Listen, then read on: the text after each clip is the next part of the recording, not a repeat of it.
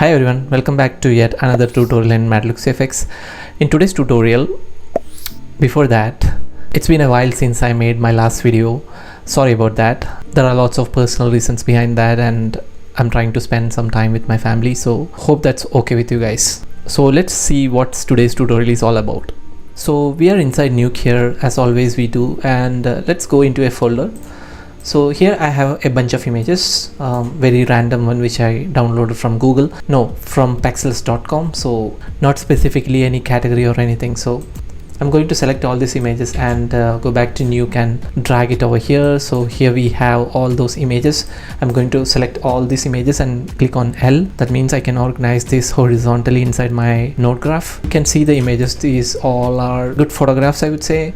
And let's suppose in this instance all these images are different pre-comps from our script, which we rendered separately. So in my case, when I used to do complex paint prep tasks where I have to render a pre-comp and use that pre-comp later in my work to improve the efficiency of my script, so I used to do that a lot. So in this case, let's suppose these all are pre-comps from my script, and sometimes I have to go back and make some changes and re-render that, and most of the time I have to double click on individual renders and go into the properties and click on reload to reload those changes. But I feel this is a very tedious task sometimes, and we can definitely automate this using Python. As you know, I'm not a coder, I'm not a geek, so I was trying to write a Python code for this specific function. Like, instead of reloading every single renders separately, instead of that, just write a Python script and execute the function. That means every renders will be automatically reloaded. Sounds cool, right? So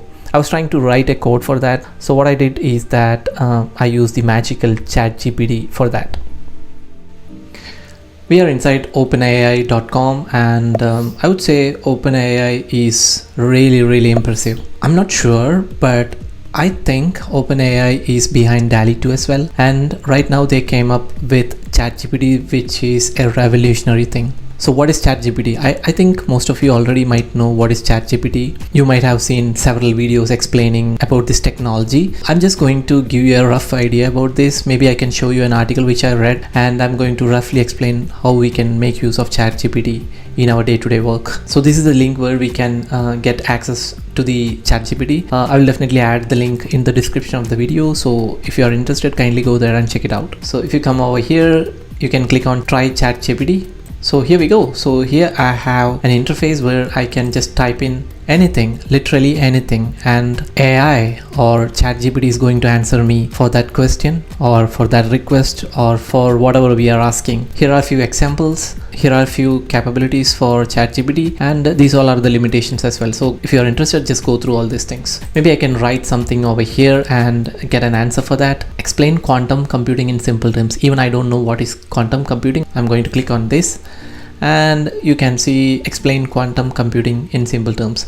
Just click on this icon. I don't know what it is called, but let's click on this. It might take a little time depending on your internet speed, I guess so. Let's wait for a few seconds. Yes, here we go. So it took a little while to generate this response. So it states that quantum computing is a type of computing that uses quantum mechanical phenomena such as superposition and entanglement. Even though it's in simple term, but I'm unable to understand, so I'm going to skip this part. Okay, so this is a cool article which I found on internet. 10 cool things you can do with Chat GPT. I'm going to go through this very roughly. We can use this as a Linux terminal.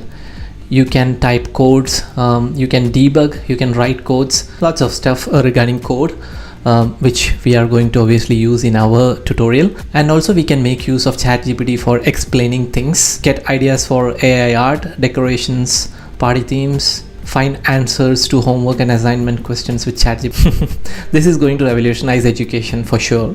Students can make use of this for getting their homework or assignments getting done very easily and quick without any stress. Wow. Also we can make use of Chat GPT to write musics, also stories, also screenplay, dialogues, whatnot.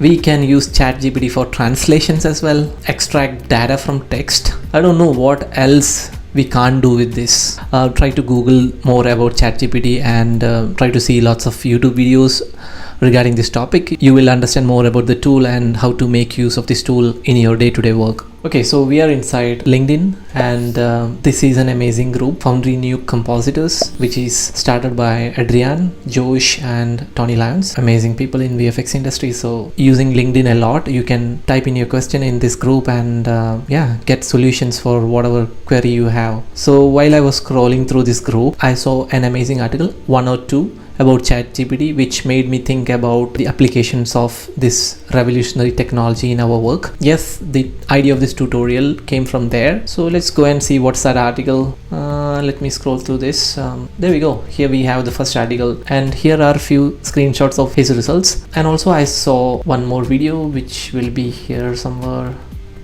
Let's see. There we go.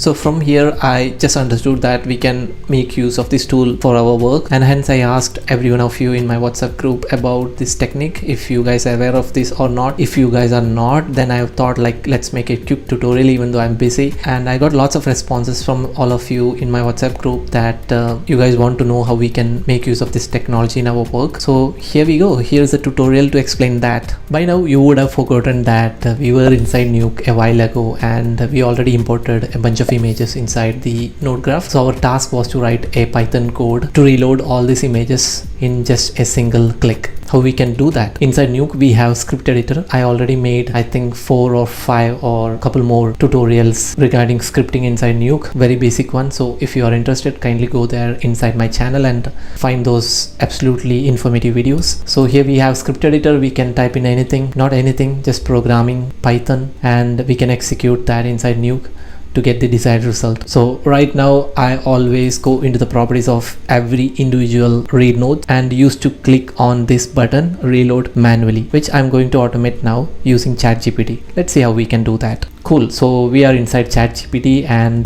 let's type in our question here. What's our question?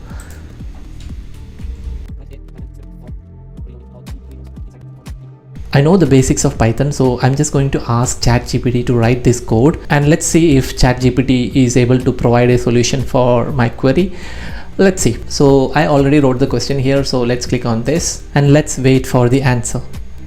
Cool. So here we have the answer. It's amazing, right? Sure. Here's a Python script that you can use to reload all the read nodes in Nuke.